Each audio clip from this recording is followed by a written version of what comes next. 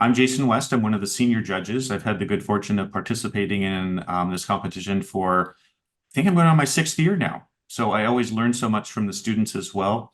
I'll introduce myself briefly, and also, as you identified for not identification of a university, goes the same way for the judges. We are not going to identify any affiliation or alma maters that we may have, so we're going to keep it. This is a blind competition.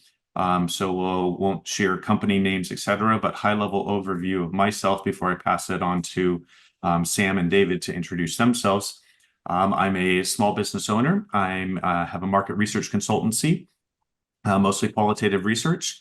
And you're in good company as a student. I'm also a doctoral student, so it's never too late to go back and enrich your mind. So I always enjoy these competitions.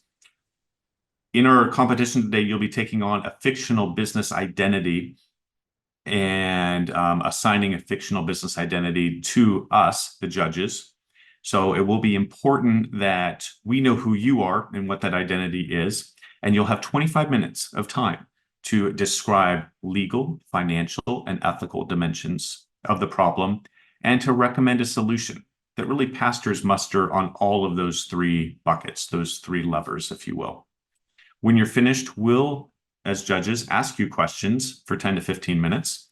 And during that Q&A, you still keep that identity. So we're all kind of still staying in character. And then we'll have some time at the end for some Q&A where you get to take another deep breath, pull back, and just know that we're just going to converse with you as students and as our real-life personas.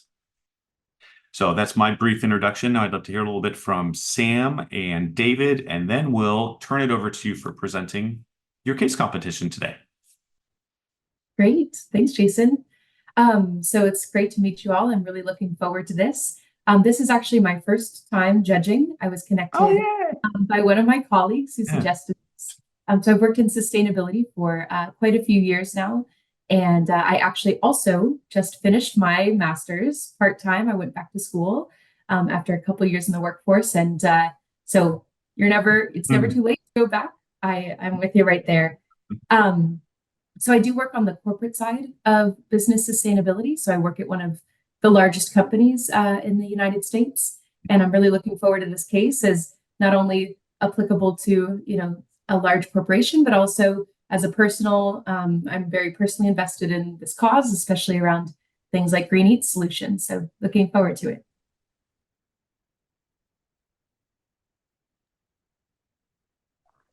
Good morning, David Parrish, and I am a business consultant, public policy consultant, and author of a book, The Facts of the Matter, Looking Beyond Today's Rhetoric on the Environment and Responsible Development, which is an Amazon bestseller in environmental policy and conservation, and glad to be participating this morning. Great, glad to have you here. Thanks for the intro, Sam and David. And now, team presenters for GreenEats Solutions. The floor is yours. Again, deep breath and take it away for us. Perfect. Thank you very much. So good morning or good afternoon. My name is Colette, and I'm part of the team UG37 GreenEats Solutions. I'm currently based in Berlin, and let me just introduce you our case. So today we are gonna cover different contents. Firstly, we're gonna start with an introduction of our consulting company and also our global team, followed by a presentation of our client Insect. And after stating the financial, legal, and ethical issues, we will deep dive into the solutions that we will offer to Insect. So, as you know, the food industry is living a revolution due to the consequences of the climate change. At GreenEats Consulting, we aim to take part actively in this transition and to make eating more sustainable. As consultants, we help individuals, businesses, and communities to adopt more eco-friendly food practices. Our goal is to minimize environmental impact while maximizing nutrition and taste. And we invite you to join us in creating a healthier and greener future for all. Let me introduce you our global. So it was of coming from and Germany, Gabriel from Spain and France, Louis coming from Belgium, Alex coming from South Korea, and myself, Colette, coming from France. Our multiculturality helps us to broaden our perspectives and also to embrace diversity in all the solutions that we offer to our clients. Unfortunately, Xavier and Louis cannot join us today as they live in Asia, and it's the middle of the night right now. But I can assure you that we all worked hard on this case presentation, the 5 of us. Now let's switch to the second part. So introduce our client, IBESCC.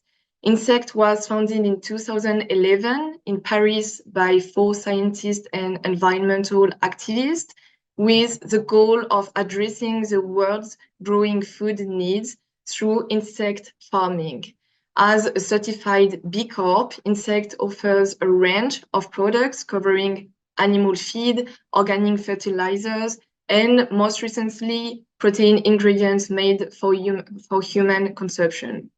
Specialized in the production of protein-rich mealworm larvae, the company has raised more than $500 million in funding and currently exports its product all over the world.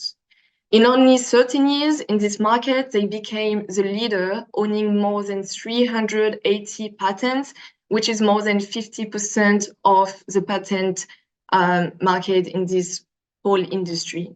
Emphasizing its commitment to technology and innovation by utilizing state-of-the-art vertical farms, robotics, computer vision, and AI patents. Moreover, they take part in the sustainable journey as us by offering organic, long-term sustainable solutions for protein and plant consumption. And last but not least, the success is recognized due to the $425 million raised in 2019 from leading global investors, and they received an award for this immense funding, which shows that they are promising and successful. Now let me explain you the strategy that we have with IBESCC. So our strategic approach is to take advantage of IBESCC's expertise in insect farming. We propose a comprehensive solution to counter the challenges of highly processed foods, environmental degradation from livestock farming, and also the importance of sustainable food production. Our strategy is centered around disproving unfair stigmas associated with insect consumption and also positioning insects as a viable protein alternative. Our strategy aligns with 2 SDGs, SDG 12 and SDG 13. So SDG 12 focuses on responsible consumption and production, which is encouraging sustainable food choices that reduce food waste and minimize environmental impact. And SDG 13 is to take urgent action to combat climate change and its impact. Now, our project to help tackle the financial, ethical, and legal issues that Gabriel is going to explain you just right after is to go through a wide-reaching awareness program and sponsored partnerships with chefs. We aim to insect-based food. We aim to make insect-based food more approachable and appealing to consumers by diversifying protein options and highlighting the health benefits also of insects. We aim to accelerate a shift towards sustainable consumption patterns. This initiative not only addresses climate action and sustainable production, but also positions insects at the forefront of a fast-growing market, setting the stage for future where insect farming plays an important role in food security and global sustainability. Now, to introduce our topic, you might know that the livestock farming has a huge negative environmental impact and some other sustainable alternatives came up. Most products, for example, considered as most promising as a sustainable alternative, are made of soy, which is actually not as green as advertised. Indeed, soy farming is driving deforestation in critical ecosystems like the Amazon rainforest, and it necessitates heavy pesticide use, resulting in water pollution and also huge health risk for the populations living nearby. Therefore, soy might appear as a sustainable solution for humans and animals, but it has a disastrous environmental impact on the planet. In addition, plant-based nutrition might be a sustainable option compared to animal protein, but it could never keep up with the nutritional value and cultivation efficiency of insects as a food source. This is why we propose the adoption of a more efficient and sustainable food source. Insects as a super protein. So the advantages of insects farming are the following. First of all, insect cultivation only requires a fraction of the land compared to traditional livestock or crops like soy.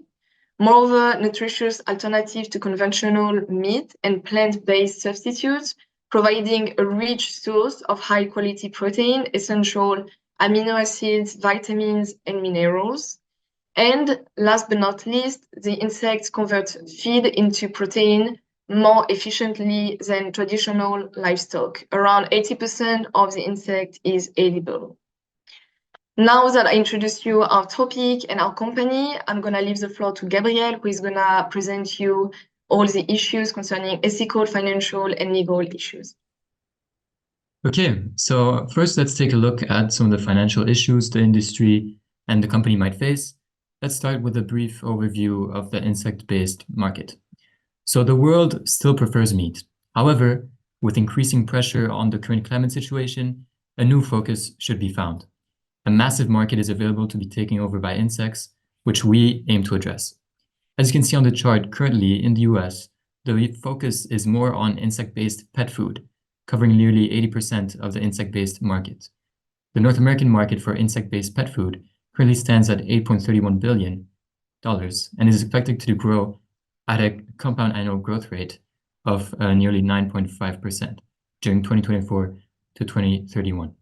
However, the global edible insect market is projected to grow from $3.2 billion in 2022 to more than $17.6 billion by 2032, exhibiting a growth rate of almost 19%.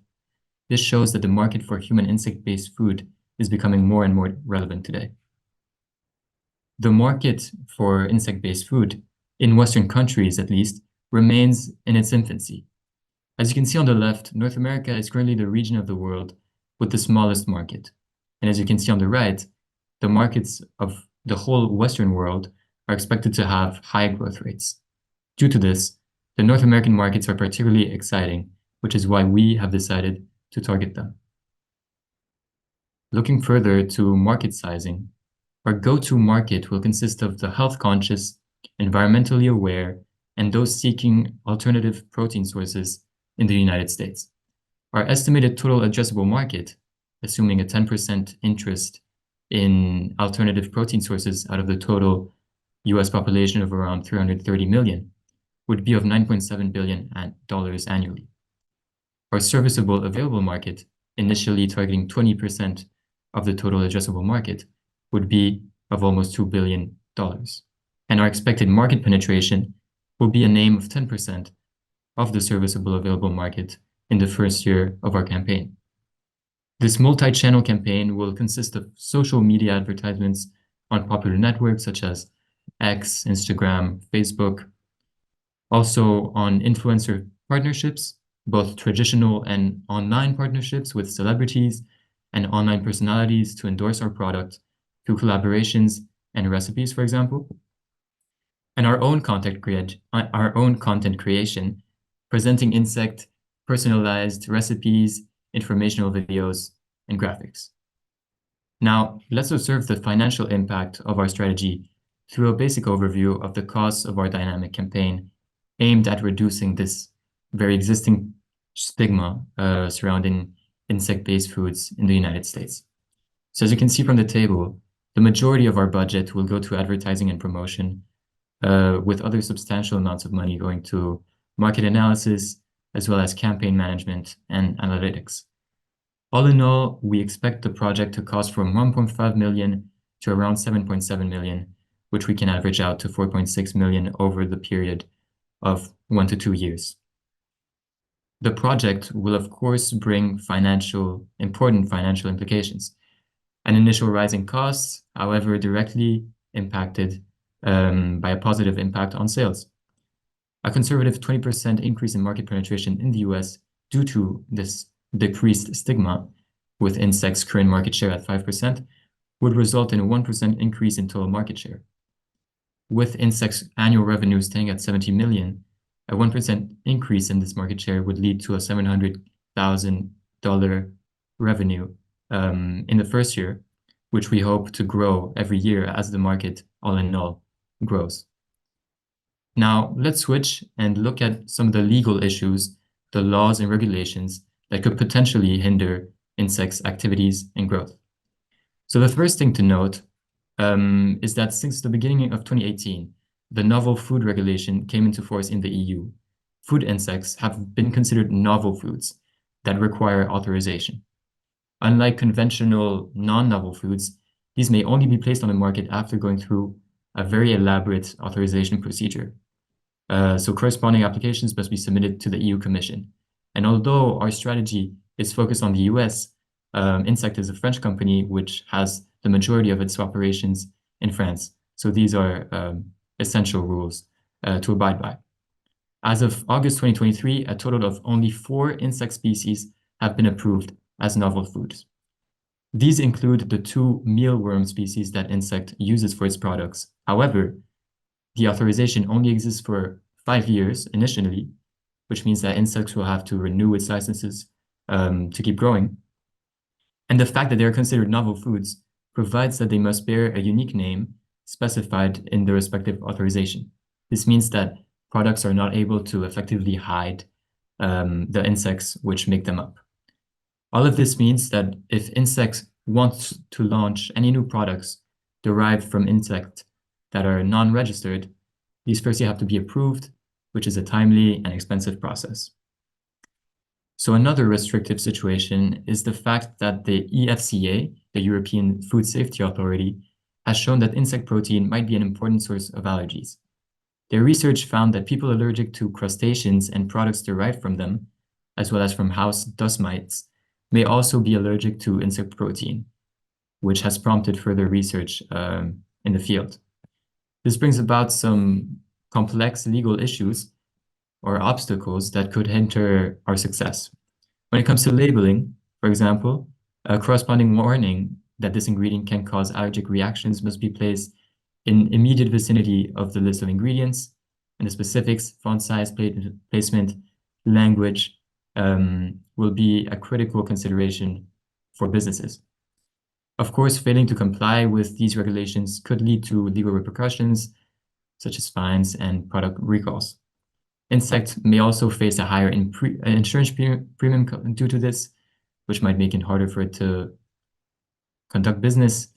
And it would also have to respect regulatory compliance when dealing with any kind of catering services.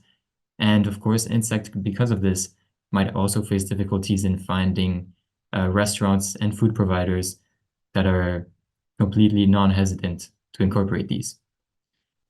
There are also some additional legal hurdles in the US.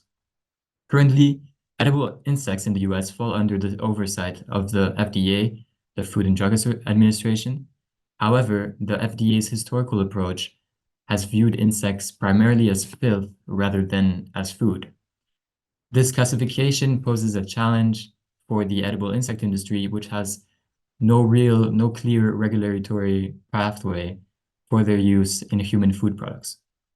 Today, legal scholars advocate for regulating insects as food under the Federal Food, Drug, and Cosmetic Act, FDCA Act, subjecting them to food standards and good manufacturing practices to ensure consumer safety, like you would with any other type of food.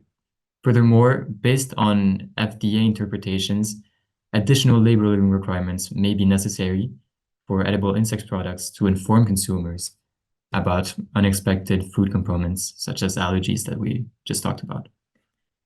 Finally, in relation to this, the industry being so young, the absence of clear regulation and frameworks actually hinders businesses. It's a big challenge for insect-based producers. Edible insects are not listed in the Codex Alimentarius, which is the collection of internationally adopted food standards and related texts that are aimed at protecting consumers' health and ensuring fair practices in the food trade. Until they are added as foods rather than impurities, there will be an insurmountable barrier for them to become legally accepted foods, regardless of what consumers accept. The absence in the industry also creates uncertainty for businesses looking to enter or expand within the market, impacting investments and innovation.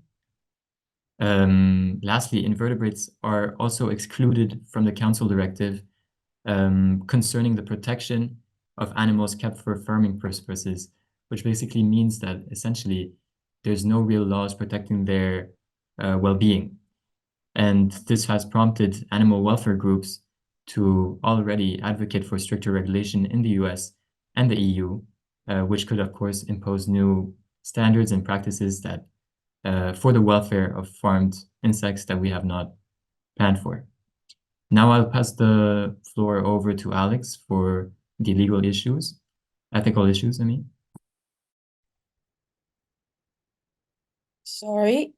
Thank you so much, Gabe. And now I'll be going over the ethical issues the insect industry is facing. So to this day, insects have been viewed as material inputs rather than living beings in the farming process. So insects, including crickets, they do not possess the complex neural networks that mammals do, which are often associated with conscious perception and pain. However, the science of insect consciousness is still in its infancy. So there are some studies that suggest that insects can demonstrate rudimentary forms of cognitions or learning. However, this does not necessarily imply that they're sentient or capable of experiencing pain in the way humans or other animals do.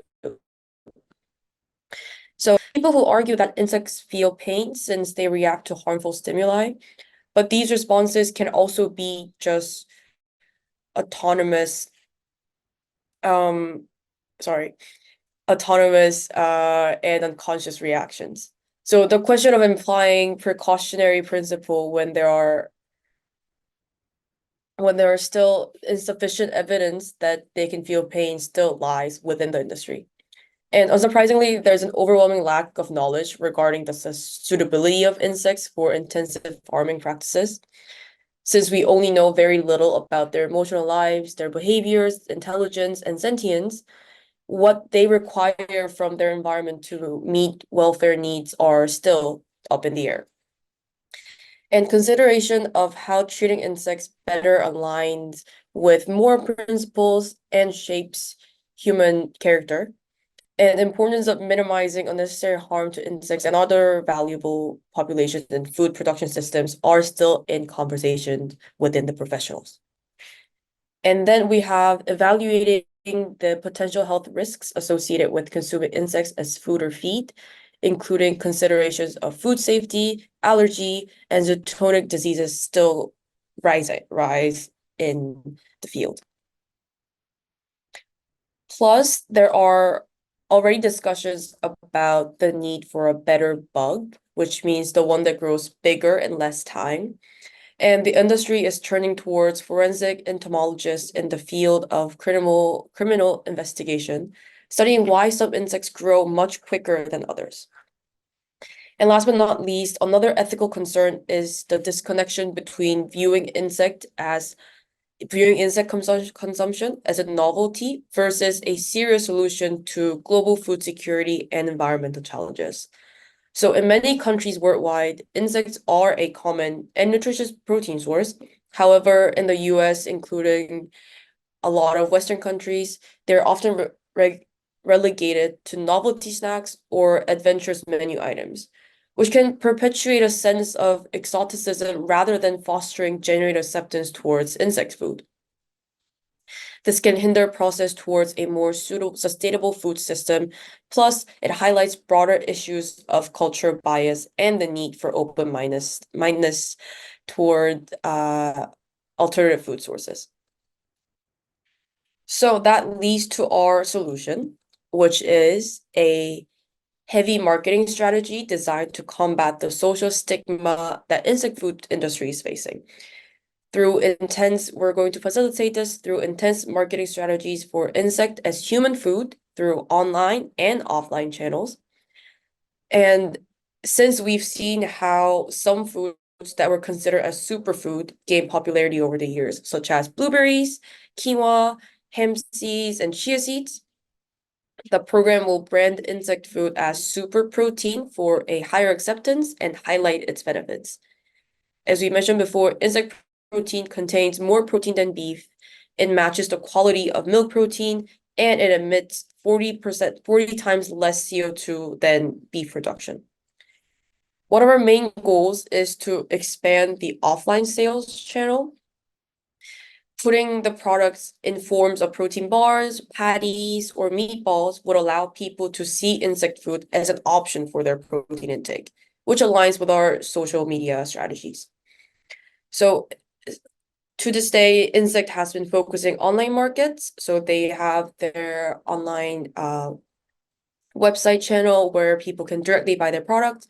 But now we're going to switch that focus to offline markets for higher visibility with a heavy social media marketing. And our solution tackles all the issues we have stated before. So in terms of financial issue, Insect is already generating sufficient revenue from the animal food sector. Plus, it has raised over 12 rounds of funding successfully. And this program is merely a switch of their focus on human foods on offline channels.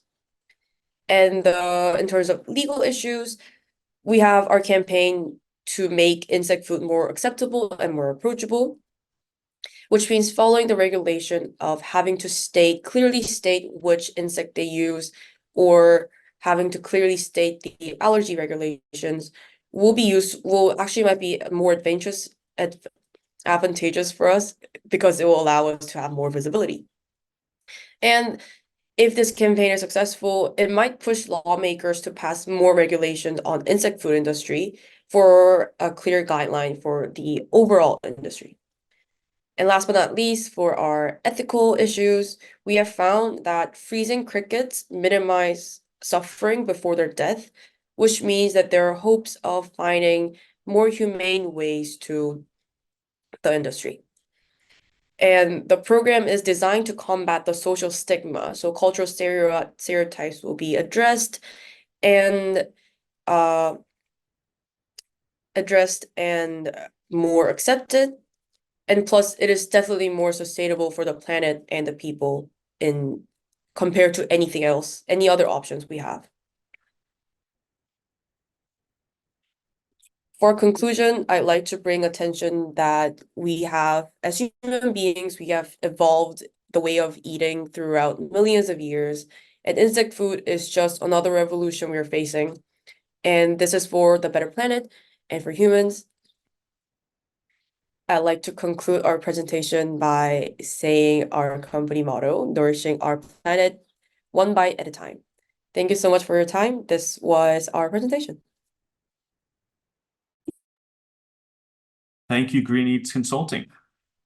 I know I will speak for all the judges. We learned a lot from this presentation. We'll be moving now into a few questions that we have based on this great volume of information that you presented to us. I'm going to kick things off with a question that focuses more on the ethical realm here. How do you navigate the ethical implications of the welfare of insects in the farming practices, and how are you thinking to ensure that they're upheld in really large scale production? So what we found out during our research was the bare minimum for insect welfare is much less than what other crops require, such as cows, chickens, or pigs. Mhm. So what we're trying to do is having almost factory-like manufacturers where they're more dense in inhabitants Mhm. and have a very nature-like environment, but in a lab slash factory-like environments, if that makes sense, which is Mhm. more viable and more sustainable rather than having a large farm where all the crops can run around for their happiness, if that makes sense. Mhm. Mhm. And still thinking about ethical implications, as far as the marketing insect-based foods in regions that maybe have a strong cultural aversion to such diets while still promoting global sustainability goals, what's your approach to navigating those challenges? Firstly, our campaign will, of course, go through some personalities, go through some big buck advertising. We know that people usually imitate. So if a new product is launched in a market and everybody seems to be trying it, this is what we want to do with our marketing campaign. It has to be a completely dynamic and completely all-inclusive kind of campaign where we see celebrities, we see influencers, and trying this product. Also, all the while advertising all the environmental aspects that are positive and that truly fuel our kind of project. Yes, if I may add something, we will not advertise the same way in France than in the US. So prior to launch this marketing campaign, we would need, of course, to understand the current market of protein in the USA, what Americans are valuing, to make sure that we can speak kind of like the same language and we can present them our solution in the best way, in the best fit. And also, beside presenting the environmental benefits of insect-based food for the planet, it has also a lot of health benefits for the human. So I think it's definitely something that we would put in value in our marketing campaign. Thank you for that. Now we'll turn it over to questions from other judges, Sam, Adriana, Yeah. David. I will kick us off here too. Great job, everyone. Very excited. I definitely learned a lot about this space. I was curious. I know that your marketing campaign with the celebrities and influencers focused a lot on the health and wellness space and people who are environmental activists. To reach that 20% market share that you're hoping to expand into, do you need a wider range of people to accept this, or does that kind of health fanatic, environmental activist portion allow you to reach that goal?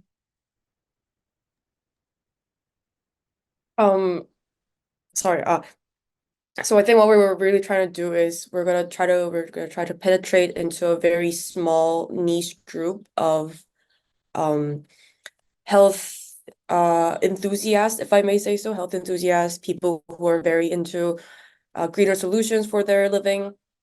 And then what we're hoping to do is it gradually leaving the space, since what we've been seeing throughout the evolution of social media, especially with the TikTok and Instagram Reels, all the short formatted media, is everybody finds their niches, and then those niches tend to combine each other, tend to mingle with another, and then they create another, I guess, movement in the whole society. And what we're trying to do is promote it as a more sustainable, healthier option than eggs, or I know carnivore diet is a thing these days, carnivore diet. and having that movement slowly, gradually move into the, I guess, everyday people, because that's what happens once people start talking about it. Like a small group starts talking about it, and then it gradually goes around, and then it becomes a bigger thing. So we're hoping to reach that in the span of a couple years. Great. Thank you. And I have a couple other questions, but I will pass it over in case anyone else has curiosities as well. And I'm so sorry that I jumped in late. I did get a chance before the class to read the executive summary, and I find this fascinating. But I wanted to find out, so right now, there's a big movement, as you know, with Impossible Meat, and I noticed, and the vegan, and is there currently a movement to use the for this niche? And if there is it in a country? Is it in any specific country? Is it in any specific age group? Who is your market that you are currently addressing it to, and does one exist currently? Yeah, if I can just say, currently eating insects is very common in a lot of regions in Asia and Africa in daily life. So it's something that's part of the society. It's everybody from elderly to middle-aged to young people engaging in eating insects, like we in the Western world eat other sources of protein. In Europe, I guess the people that we target currently and that currently are in this niche are environmentally conscious people. As we said, health enthusiasts. It is more of a smaller niche, but we are seeing more and more of these products appear on the shelves, especially in pet food, but soon in human food.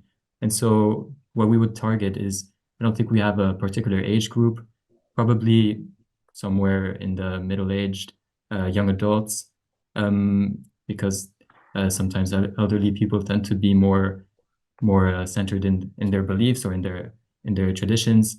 But we just want to basically revolutionize this industry, and firstly going through some niches, as Alex previously said, and hopefully expand into something that can become more normal, like today, when we see soy-based burgers in usually every restaurant. Okay, thank you. And also there is, besides the health enthusiast, there is an also niche that is really interesting and growing. It's the ento-veganism. So people are basing their whole food consumption on insects. And from the research that we made, we understood that it was at the moment considered as one of the most sustainable diets. So it's another niche that we would definitely explore with a marketing campaign. Thank you. So that goes right into my question. I thought your team did a really good job in terms of laying out the business plan and some of the major risks that this faces, because it is such a new product. And so as you allocate resources in your business plan, you have the marketing side of it, where you're really having to invest in changing some social beliefs and norms for this market. But you also have the regulatory side, where you have to get through the approval process you identified with the EU and the USDA. And so that regulatory approval process takes time, and it takes expenditure of resources, expertise for lawyers, consultants, researchers, et cetera. So how do you see balancing the budget in this business plan between these two significant expenditures? Before you have revenue coming in from any sales, you have to get the regulatory approvals, and you have to convince the market that that these products fit where people's needs. So how do you see allocating the resources between those two different areas in the launch of your business plan? Well, we're beginning with the starting point of having some already having some market share in Europe, and having those sales also from more insect-based products, or another thing that we didn't mention, but which is that insect also sells a lot of fertilizer from insects. So we have those revenue streams coming in. And what we want to do with the US is launch this campaign, which will be at the start really just a cost. It probably won't yield any revenues in the short term. And as you said, it's the regulatory aspects is really important.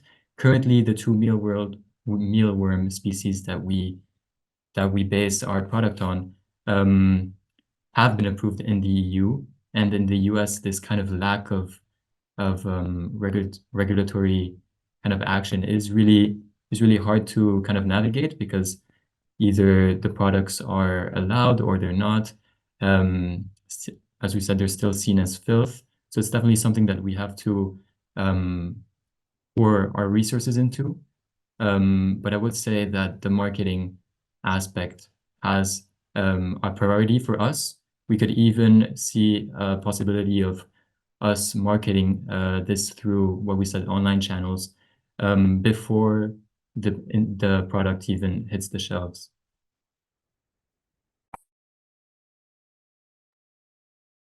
Question for you. You talked a lot about the upside, the upstream of this initiative, this consideration. What on the flip side do you see as what if we don't move forward with this proposal? What if we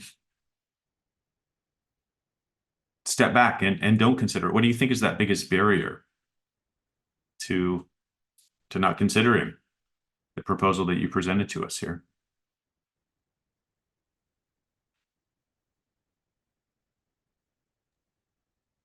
Sorry. Yeah. Well, I mean, accepting this proposal would completely, in our opinion, change what the view on insect-based foods in the US is. Not going through with this proposal would just kind of continue on this path that we're on, especially in the US, of kind of some retention in these alternative protein alternatives. And so it's difficult to see a future where all is well and we're still not eating these insect-based proteins or these super proteins because of the environmental impacts of cattle and kind of conventional farming practices. Mm-hmm. I feel like that this proposal is a timely proposal, and I feel that it's basically in this kind of now or never idea, where going through this path and continuing to eat solely big animal protein would hinder our ability to protect our planet, and is basically essential for us to go through some kind of transition in the near future. Yeah. Thank you for that. Sam, you had said you had another question. Yeah, I did. Mm-hmm. And I'm trying to find that now. Oh, I was curious, and I know we touched on this a little bit before, about like the ethical operations of farming insects. I'm also curious if there is a regional or weather dependent aspect to something like farming insects. I know a lot of our meat alternatives or our sustainable farms are needed to be located in a certain area for the climate and for the environment, but does that apply to insect farming, or is it more versatile? As far as we, excuse me, from our research, we found that insects do require a certain atmosphere to grow and flourish in their own habitat, but we found that it's much easier to facilitate it in terms of when it's facilitated in a lab's facility or a factory facility, because the only things you have to consider is the humidity and the temperature, which are quite easy for humans to control, maintain, and I guess study on to find the better bug to grow faster and bigger. So yes, so in terms of the environment, I think we believe it will be pretty easy to have a a consistent and sustainable growing habitat for them. Yeah, just to add, when you take into account the pure scale of insects compared to these traditional meat protein sources, the pure scale of them makes it so that one industrial complex with these humidity and temperature conditions, however hard it may be to maintain, which it may not be hard at all, due to the pure scale of it being so small and being in this vertical kind of farming, makes it so that it's definitely easier to adapt to whatever environment we want to conduct business in. That's great. And then with this expanding market that we're focusing on, and hopefully the US campaign is successful, do the operations at Insect currently, can they fulfill the need? Should there be that increase in market share and increase in demand? So far what we're seeing is an increase in the demand, which is definitely bigger than the increase of the supply, since there are not many companies who are operating in the insect farming or insect food industries. And even if they do, they focus more on the pet food slash fertilizer.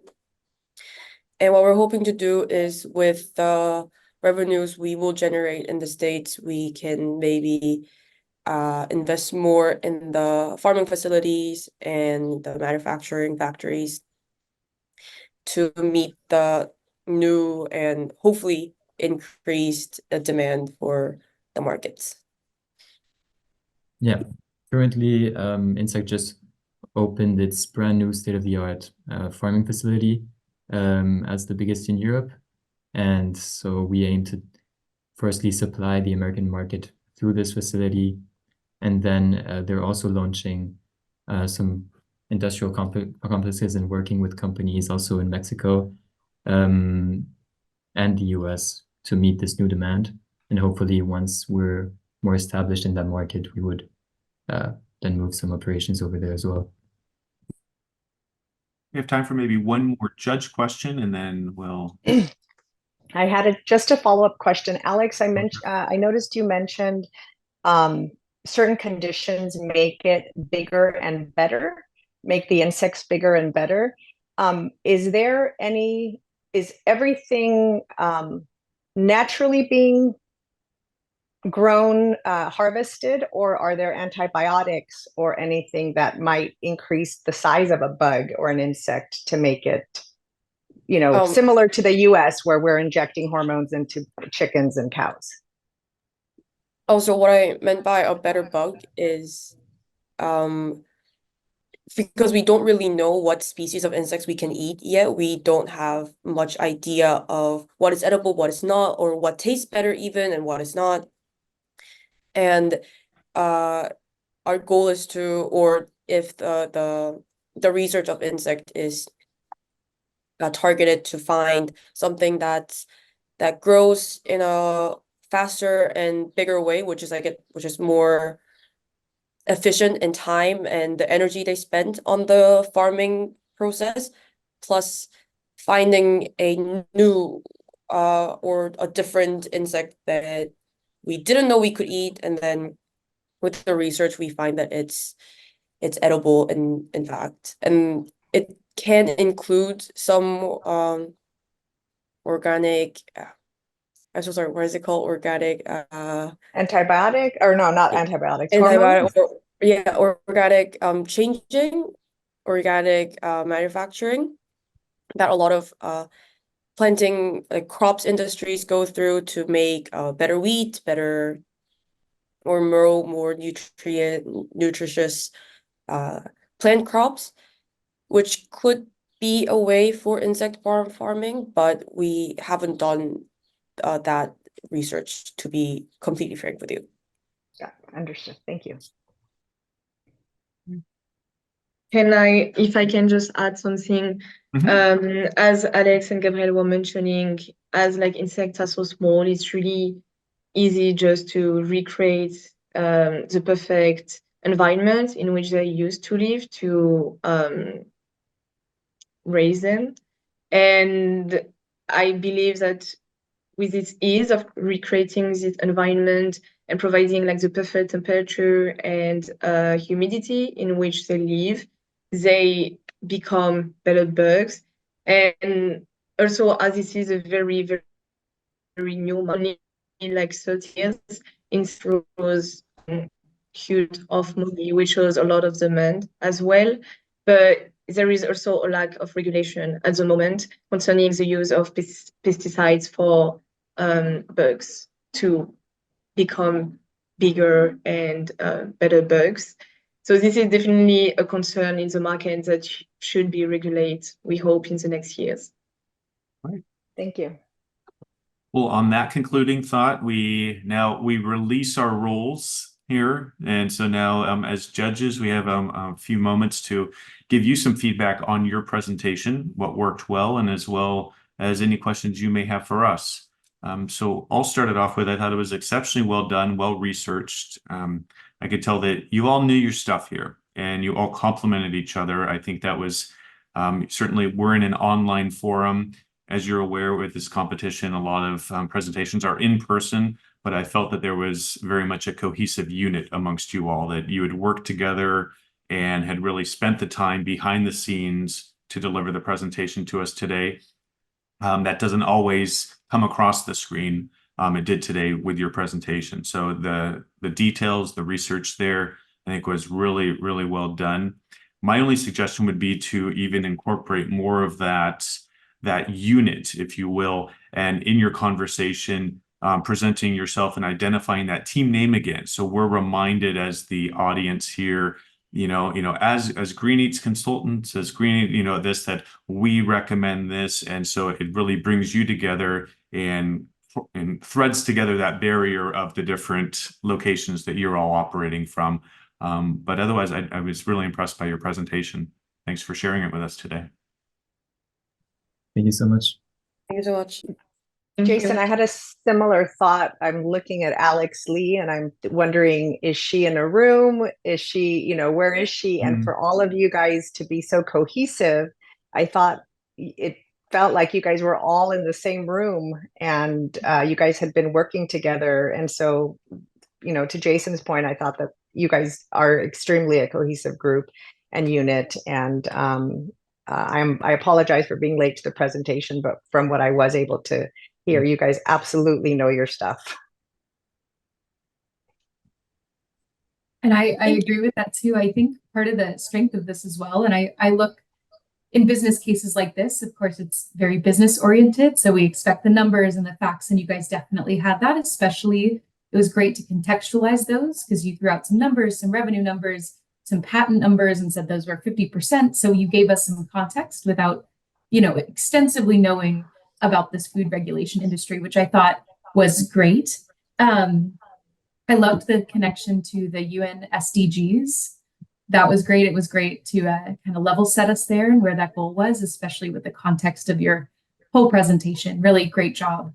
I think my one suggestion, I would have loved to see your solution maybe with some additional examples of places you found this was helpful, or, just to give us a little bit more context of exactly, how you're doing it. You did give some examples on which social media channels we were going to go down, but I would have loved to see even more of that to give us a better picture of what this looks like. But overall, great job. You definitely know your stuff. I learned so much, and I thank you guys for presenting. Definitely. Thank you so much. I would echo that. I also thought that your team did a really good job of identifying the risks, the downsides, and the potential hurdles. And I see a lot of presentations, particularly new business projects, startups, et cetera, where the focus is on all the upside. The sky is blue. It's going to be awesome. We're going to do great. And then there's not enough detail to what happens if the weather changes, what happens if it's raining and our proposal only works when it's a sunny day. So I thought you guys did a really good job of identifying the potential downsides and the work that you've done to look at those. Thank you. Thank you. We appreciate all the feedback. Thank you so much for it. Any Yeah, I think questions- any questions you may have for us, or as we released our judges hats, or anything that we can offer you to help you as you tweak, enhance, add, subtract, change things with your presentation? I personally don't have any question. No, I just wanted to say that, yeah, definitely add some more examples. Maybe a question just for some kind of market research. Would you guys as Americans try insect-based food, a little patty or something of the sort? I was recently in Tequila, that's in Mexico, and there it's very normal there. They had carts full of different types of insects, and you go and you get a little half pound and you eat it as a snack. That's how they were marketing it. But it's something that was very common, at least in certain parts of Mexico that I'm from. Yeah, I So think- to the answer, yes. Yeah, I think there's a little tweak of the mind over matter for me. So it takes me back to, there was a restaurant I was eating I ordered sweetbreads at a restaurant years ago, and I am less of a carnivore dieter. So I was like, it just sounds like a little cornbread something or another on the menu. And I'm halfway through the meal, I was like, I think I got somebody else's meal by mistake. And everyone's like, I'm surprised you ordered that. I said, what is it? And when I heard what it really was, well, it's the mind over matter, and I think there's a shift that may need to. Yes. I'm like, hey, it's the possibility is there. So yes, I guess that's the long-winded answer for you. And I would just add on that from the American standpoint, you hit on, I think, a really relatively low-cost way to address that, and that is through influencers and use of social media. So if you can find sort of the right celebrity that is an early adapter in the market that you're looking at, like I'm trying to think of what's popular right now, Kevin Costner with his Yellowstone series, and you get Kevin Costner eating bugs instead of beef or something like that. Those little things with norms don't cost a lot, but those influencers have a big market impact. It's a great point, David. Yeah. Yeah, and I think especially in the ways you suggested marketing it, I was thinking about like whey protein. I don't know what's in that. No one has asked what's in that. So you can easily like find that niche and capitalize on it. And as long as you get the right folks, I was even thinking like, Tom Brady and Giselle when they were, the power couple, super health advocates, very health conscious, food conscious, vegetarian. That would have been kind of the perfect balance there to just slide right in on things that I don't even know what they're made of at the moment. Easy way to just build into that market. If you shift the perception, you get to shift the behavior. No, definitely. I think the reason why we based our presentation on this is, personally, I have had insect food without knowing that it's insect food. And it was I was enjoying a protein bar, and then I don't know why I normally don't really look at the covers, and I was like, oh, I wonder what this protein bar was made of. And then I found out that it's actually made out of grasshoppers. And I think that was, even though I had enjoyed it before, it definitely made me, oh, I just had a six-legged animal. That was like an eye-opening moment. And I think it's definitely something, if I had seen people doing it before, I feel like I wouldn't have had that kind of moment of realization. And I think that's why we decided to focus so much on social media and having it more visible, and like having it as an option, because not many people like even consider it as a source. Definitely. And you're here to tell us about it, Alex. You're like, hey, I survived. Here I am.